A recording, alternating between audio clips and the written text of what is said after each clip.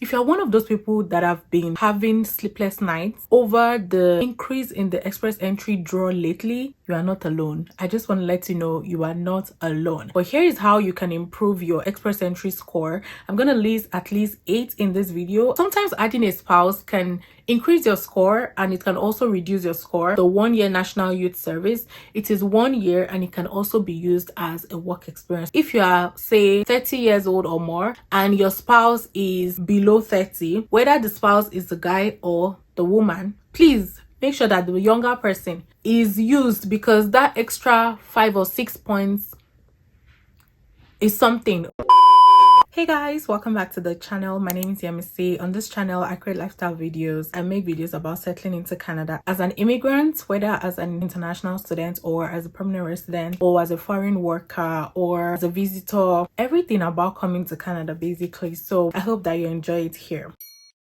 So the first thing I'm going to do is to give a quick disclaimer. I am not an immigration consultant. I do personal research to come up with all of this information, and you should too. Just a quick background to why I am making this particular video. For about 2 to 3 months this year, there was a pause in the express entry nomination. However, when RCC decided to come back to continue the nomination in August, the express entry score was 531, which was very, very high. Also, in September last week, RCC also came up with 504 as the CRS drop. Before we go into how you would improve your score, I think you need to know how to even calculate this score. I've talked about it in a number of videos. I'm going to say it here again, and this time maybe more elaborate. Adding a spouse, sometimes adding a spouse can increase your score and it can also reduce your score. If your spouse is older, does not have a lot of work experience, his or her job is not an in-demand job, it can reduce your score. However, if the reverse is the case, then it can improve your score. So sometimes when people say adding your spouse will increase your score, it is not generally so. It depends on your own situation. The quick expo that I'm going to put here, and I'm going to dive a little bit more in the course of the video, is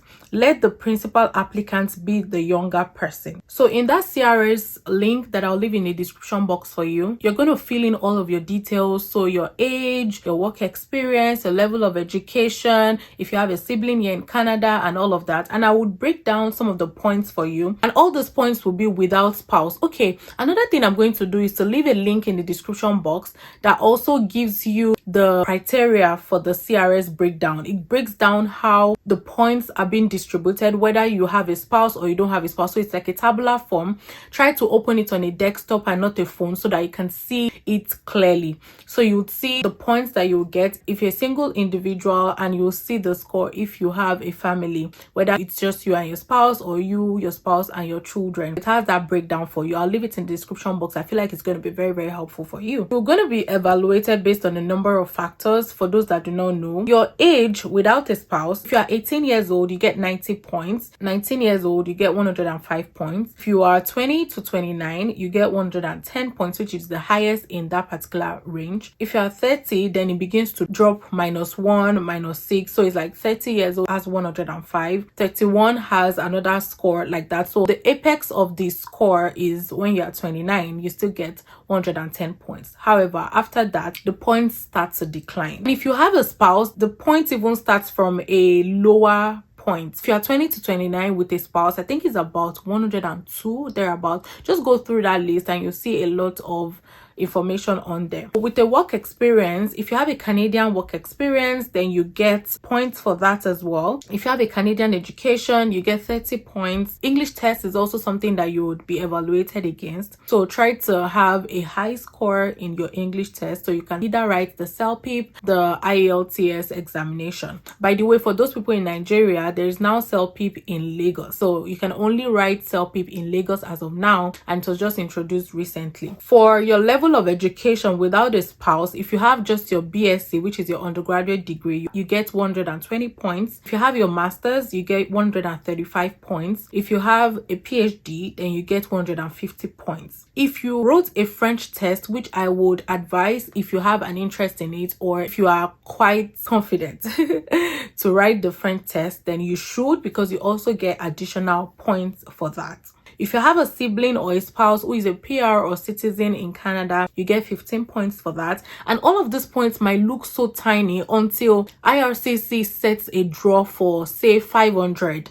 And the reason why you cannot get 500 is just because of 1 or 2 points. Sometimes you look at the point, you're like, oh, that point is very, very small, but that point can either help you to get nominated or not. So every point counts. Foreign work experience, you can get up to 50 points for 3 to 5 years. If you fall under the bracket of 3 to 5 years, you can get 50 points for that. If you have a post-secondary education 1 or 2 years, you get 15 points. If the post-secondary education is 3 years or longer, you get 30 points. For jobs, if you are under the NOC tier 0, which is usually managerial roles, you get 200 points. Yeah, that's a lot. If you are under NOC tier 1, 2, or 3, which is usually program officers, operation officers, supervisors, those kind of roles, then you get 50 points. If you have a provincial nomination, which is one of the major ways to increase and boost your score, then you automatically get 600 points. I have done numerous videos on how to get nominated by a province. I would link it up over here for you to watch. So the first thing you want to do is to create an express entry profile and be in the pool. So I wasn't in the pool for the longest time. When I was studying as an international student, a couple of my friends talked about us being in the pool, but I just never entered the pool because of my negligence, or will I say ignorance. Number one, once you have at least 1 year of education, you would be able to enter that pool because it needs at least 1 year of experience for you to be eligible for at least one of the IRCC PR streams. So right now, even if you've not written your English test, I would advise that you should create an express entry profile and be in the pool. The reason is because if IRCC sets a draw at, say, 450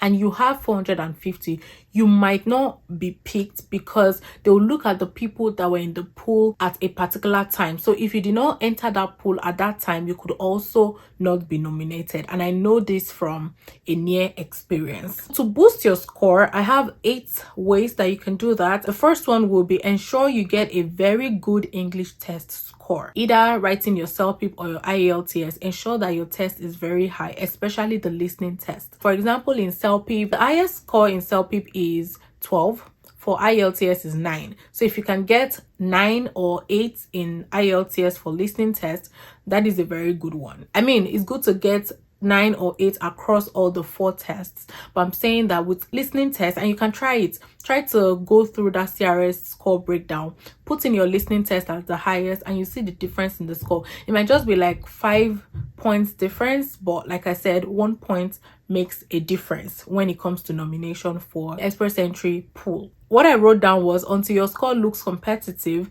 keep practicing before you write the exam. Otherwise, you keep writing the exams. That's how I put it here, and that is just what you need to know. Second way that you can improve your score would be, if you can, which I strongly advise, learn French. Write the exam and get up to additional 50 points, because just like I mentioned in the breakdown, one of the factors that helps you to boost your score would be writing a French test, and it helps you to get up to additional 50 points. So one thing you should know is that Canada is a bilingual country. The official languages are French and English. I personally started learning French, and the reason why I did that is because when I traveled to Ottawa, which is the capital of the country, a lot of people were speaking French. Another thing is, French just gives an edge when you're looking for a job. It makes you more competitive. And I also hear that people get extra because they can speak French aside the English, which is the common language. So you should learn French, whether as a hobby, whether for personal development like me, or whether in the long run in order for you to secure a job. I think it is very important that you start learning French. So if at all you're at the point where you have not started any of these things that I'm telling you about, you can just download some of the French apps and start learning. I mean, that's what I do currently. Something that I also forgot to mention at the beginning of the video is dual intent is not a problem. It is actually accepted, and it is something that the country knows. So dual intent could be, I'm coming to Canada to study, but then I also have my PR application ongoing in the express entry pool. It is not a problem at all. I know a friend that we started together. She had a PR application going. She also had a study application going as well. So she got approved for her study, but she was still back in Nigeria at the time. When she eventually got a PR approved, she came into the country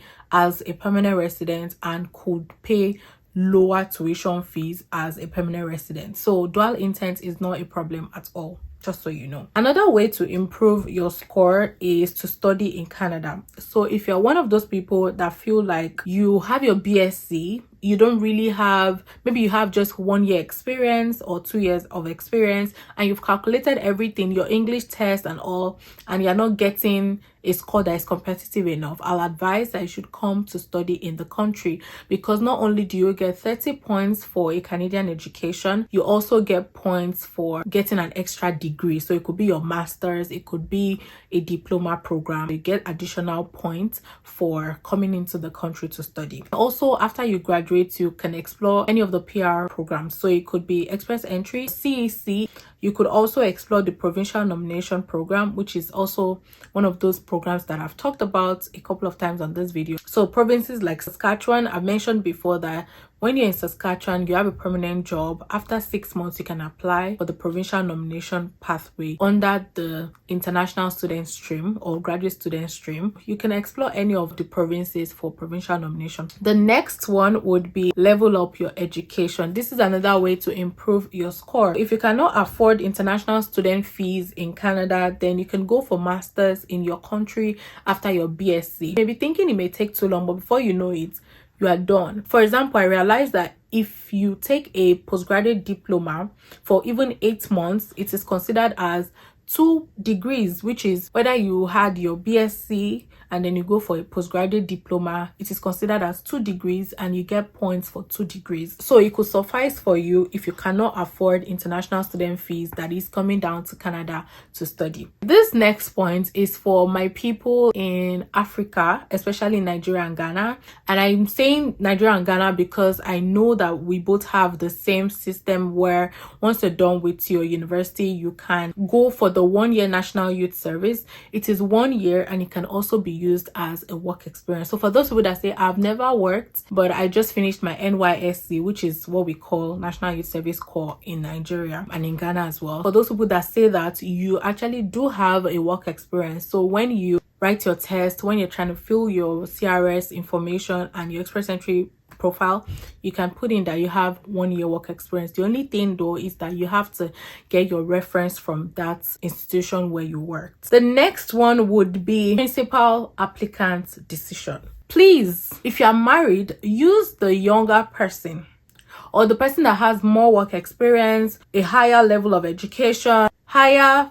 results in their English proficiency test, or that has written French test, which is an additional test to boost their score. So what I mean is, if you are say 30 years old or more and your spouse is below 30, whether the spouse is the guy or the woman, please make sure that the younger person is used, because that extra 5 or 6 points is something. Make sure that the principal applicant is the younger person. The 7th point that I have for you is apply for provincial nomination. I know a lot of people that have applied for provincial nomination, they've gotten it. That's another way to boost your score. If you get provincial nomination, you automatically get 600 points, which, I mean, it just means that the next draw you are going to be selected. There is no way that's not going to happen, okay? You do a thorough research on the province that you are going to. Of course, follow all the requirements. For example, in Saskatchewan, you must have a family member here. In Manitoba, you must have a friend there to nominate you. And there are also other flexible options for you in other provinces. Also, try to do your research. The last one will be get a job in Canada from your home country. I know that this one can be a little bit tough, but it's also a way to improve your express entry score. So you can get up to 200 points if you have a job offer by a Canadian employer, and it may not be easy, but you can get a job through LinkedIn, Indeed,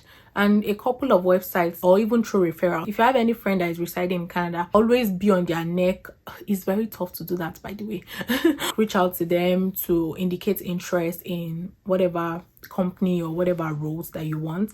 And if I were you, I'll also look for certificates that are in demand in the country and try to get those certificates so that whenever I submit my application, I'll be more competitive. Because I've seen a lot of people that have YouTube channels or even talks about getting a job before they came here. So that is something that you can achieve as well. Those are the points that I wanted to give you. I really wanted to make this video because a couple of people have reached out to me to talk about the increase in the express entry score. I mean, I see them.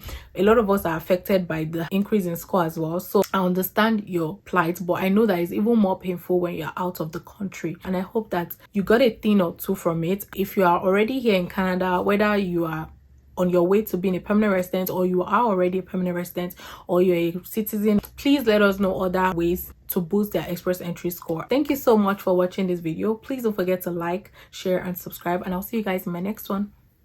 Bye guys.